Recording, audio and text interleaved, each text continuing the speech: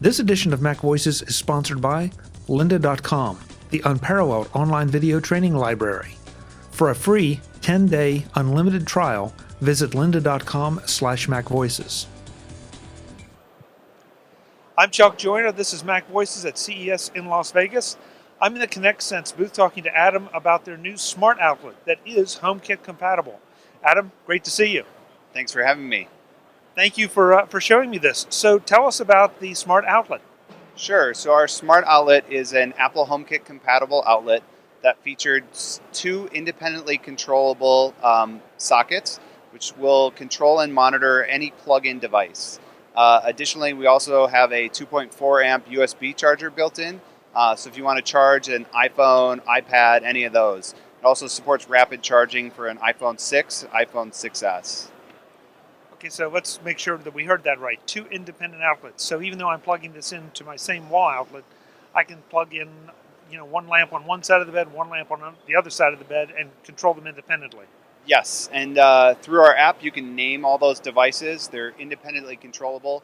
And then once you name them, so for example, in my bedroom, I have mine, so it says Adam's bedside lamp, and my wife's, so it says Katie's bedside lamp. And then we can control those devices with Siri voice control. So right at bedtime, we can control one or both of those via Siri voice commands. Just say, Siri, hey Siri, turn off the Adam bedside lamp, and turns it right off and go to bed. So talk a little bit about, because these things are very cool, but I think we're all trying to figure out how we're going to use them, and the fact that we want to be able to use them for multiple devices in multiple places in our home. You can use multiple units and control them all within the app and from within HomeKit and Siri. Yes.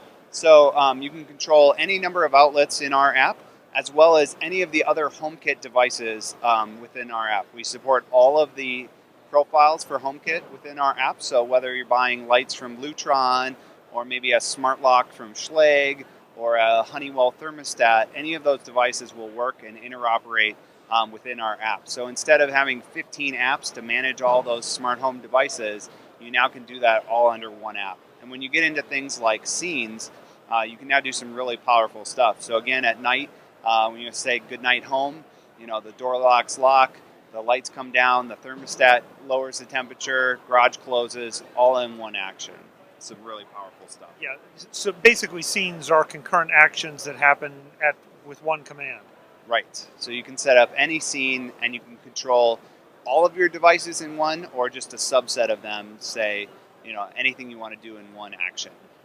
I think all of us, and especially a lot of people new to this, are trying to learn the language and learning the concepts of what you can do with it, because it's so new to so many of us. Yeah, there's some really powerful things. We also have a feature called Rules, which allows you to do triggers off of things. So a good example of this would be, if I turn off my bedside light, I could trigger a scene to turn off all the other devices in the home. Or, if a garage door or a door opens, then I want to say I'm home, things like that. So you can really start to build truly automated things by setting up rules to say, if this happens, then I want other actions to happen in the home. If this, then that compatible? Not at this time, but something we're certainly looking into. But kind of have our own if this, then that type engine built right into HomeKit. I don't think we talked about this scheduling, but can we do scheduling with this kind of thing? Yeah, so scheduling is another type of rule we have where you can say, run on a schedule certain days of the week, or all the time, turn things on and off, or run a scene on a schedule. Now again, this is all something we're kind of getting used to, and there's so many standards and so many different ways of approaching it. So if I've set up a schedule that my living room lights turn on and off for 2 hours every night, and I'm in Las Vegas, and none of my other gear is turned on, do the lights still come on and off? So the key thing you'd have to have in your house to make that work at this time would be an Apple TV. And there's some other things in the works on doing that without an Apple TV in the future. But right now, that's the key device you're going to want to have in your house to allow things to work when you're away from home. And we're talking about one of the newer versions of the Apple TV, or does it work with legacy? I believe it's Apple TV 3rd generation or later. So it'll be 3rd or the new 4th gen that just came out. That's nice. Okay, so everybody has those. Yeah. Most of your audience, hopefully, has one of those around. But At least one. It acts as a nice gateway. So you can use that Siri voice control when you're out of the house, or do it via the app to control things or run schedules. Are we limited at all as to what we can plug into this? In other words, we're talking about lights here, coffee makers. I don't think you'd probably want to plug a space heater into it, but any other restrictions? Could possibly even be a space heater. So it's a 15 amp device, so it allows you to do any load amongst those 2 outlets that'll be up to 15 amps. So most of your plug-in devices should work just fine. Anything heavier, wattage or anything like that, you might want to check. But yeah, most of your household devices, any of the ones you named, coffee maker, lights, fans, all that, should work just fine. You also introduced some new sensors here. I want to make sure we cover that as well. Sure. So we have here a temperature humidity sensor, which is for monitoring, of course, temperature. And I think the killer app for this is going to be monitoring the room you're in at night, or maybe a baby's room, something like that, and then triggering your HomeKit-enabled thermostat off of that. So say you want to have one of these in your bedroom, you really care at night about where you are rather than wherever your thermostat is. It might be downstairs, kind of in a hallway, something like that. So you could say with this device, if it gets below, 65 degrees, then turn up my thermostat. So yeah, this works on 2 AAA batteries, and we expect a year or more of battery life on that device. Additionally, we also have a water sensor for monitoring for leaks, floods, things like that. Also Bluetooth enabled, and these will both be available first half of 2016. Talk for a second about the water sensor. Is this measuring humidity in the air, or where do I need to place this to make sure that I'm being protected? Right, so this is measuring for leaks or floods. So you'd want this under a sink where you might have a leaky pipe, or maybe in a basement.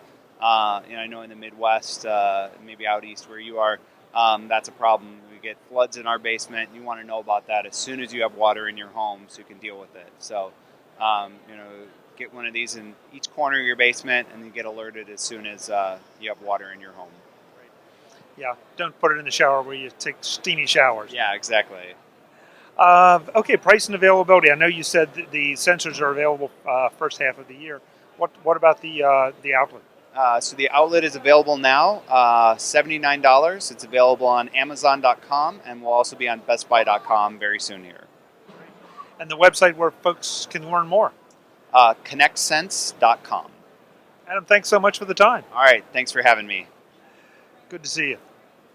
Folks, we'll have more from CES in Las Vegas. I'm Chuck Joyner. This is Mac Voices.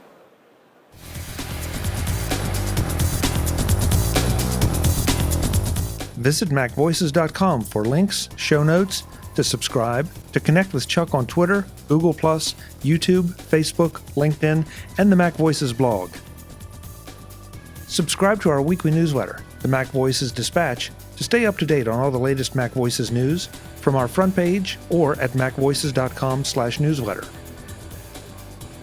Do more with your Apple tech by subscribing to the free Mac Voices magazine on Flipboard by visiting MacVoices.com/magazine.